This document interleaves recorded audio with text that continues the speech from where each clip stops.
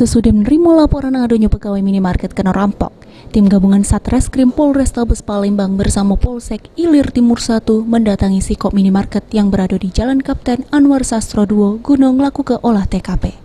Ini minimarket tersebut sudah dipasang garis polisi, di mana awak media yang nyubuh konfirmasi hasil oleh TKP, dak katik Sikop pun petugas yang galak ngenjuk keterangan. Menurut supervisor minimarket saat ditemui di lokasi jelaskan, kalau waktu kejadian dia udah kate di tempat, namun dia membenarkan sudah terjadi perampokan jero minimarket tersebut. Atas kejadian ini pihak minimarket bakal nempuh jalur hukum. Tahu isu, maksudnya tuh kurang paham juga kan karena dirusak juga. Aku CCTV belum masih hidup terekam juga ya. Terekam. Kejadiannya sekitar jam berapa? Detailnya belum dapat saya, Pak. Makanya saya masih dulu.